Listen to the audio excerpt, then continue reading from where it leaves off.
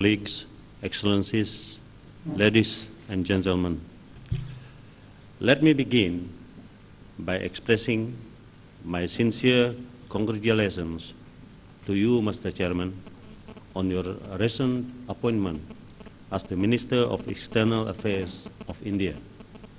In this regard, I take this opportunity to wish you continued success in your new and distinguished position. Excellencies, ladies and gentlemen, I also wish to express my deep gratitude to you, Excellency, as well as to the government and people of India for the warm hospitality and excellent arrangements that were extended to me and my delegation during our stay here in this vibrant city of Gurgaon. For this very important gathering of the IOR-ARC 12th meeting of the Council of Ministers. Excellencies, ladies and gentlemen, this is my first time to this part of India. I was in Bangalore last year, and I am indeed delighted to be here in this city of Gurgaon, while getting a glimpse of New Delhi just last evening. Excellencies, ladies and gentlemen, the Indian Ocean Rim countries represent a melting pot of diverse ethnicities, cultures, and religion. From the statements made by my distinguished colleagues before me, I take note that we are all here for a common goal, and that is of expanding and deepening cooperation amongst us. In this regard, Malaysia believes that IOR-ARC remains a viable and important platform for close cooperation among the Indian Ocean Rim countries. As an organization that has been in existence for more than 15 years, IOR-ARC has indeed grown in its importance of intensifying mutual understanding and strengthening close partnerships among its member countries. To make IOR-ARC more effective and to further increase its profile, Malaysia is of the view that IOR-ARC members should consolidate further and draw focus on tangible deliverables.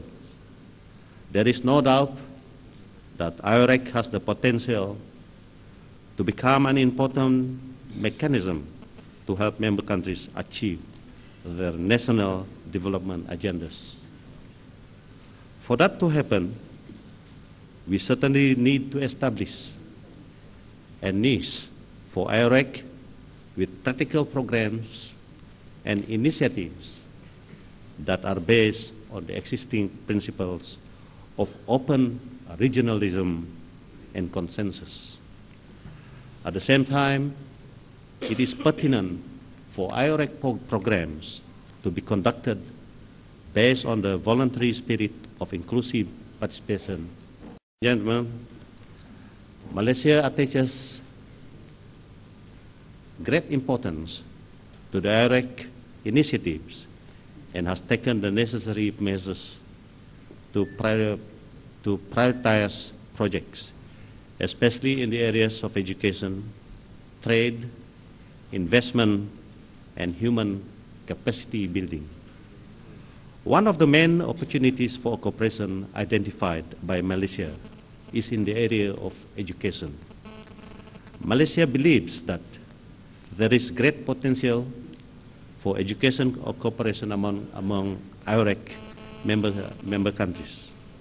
Based on this spirit, Malaysia, through the National University of Malaysia, or commonly known as UKM or University Kebangsaan Malaysia, has presented a concept paper during the IOR-ARC academic group meeting earlier this week. The concept paper is aimed at the eventual establishment of a Center for Multilateral Education. The initial concept of this proposed Center for Multilateral Education would focus on entrepreneurship education, which is increasingly being recognized as one of the key drivers of generating economic growth, spurring productivity and innovation, as well as creating employment opportunities. In this regard, Excellencies, ladies and gentlemen, Malaysia hopes to institutionalize our joint efforts to upgrade our educators, particularly in delivering quality and effective sharing of knowledge in entrepreneurship education for IOR-ARC members. In the area of trade and investment, Malaysia remains committed to ensuring the nation's economic cooperation with IOR-ARC member countries continue to flourish. Excellencies, ladies and gentlemen, despite the volatile global economic outlook, in particular in the Eurozone financial crisis, Malaysia is pleased to note that the total trade between Malaysia and IOR-ARC member countries has continued to expand.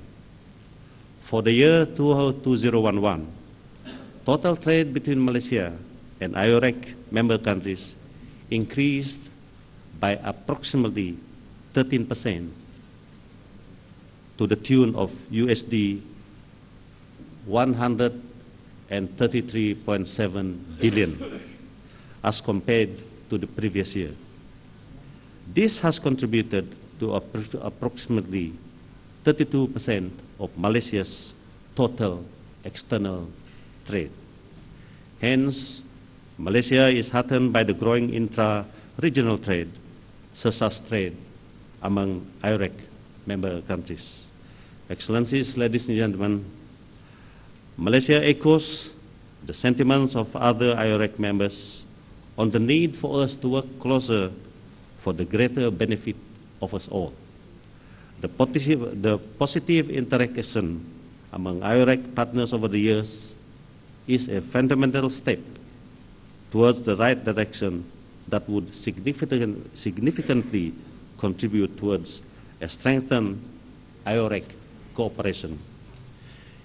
In this context, Excellencies, ladies and gentlemen, Malaysia welcomes the Union of Comoros as a new member of IOR-ARC. Pursuant to Seychelles rejoining IOR-ARC last year, the new membership of Comoros is a manifest that the work undertaken by our association is gaining more recognition among the international community, and that there is an increasing interest towards IOR-ARC. Excellencies, ladies and gentlemen, we should capitalize on the momentum and continue to intensify cooperation to realize the objectives and achieve the tangible targets of IOR-ARC. Finally, I wish to once again commend our host, India, for the excellent arrangements and for the efforts made to ensure the success of this very important meeting. I look forward to fruitful deliberations with my colleagues for the rest of the meeting. Thank you very much.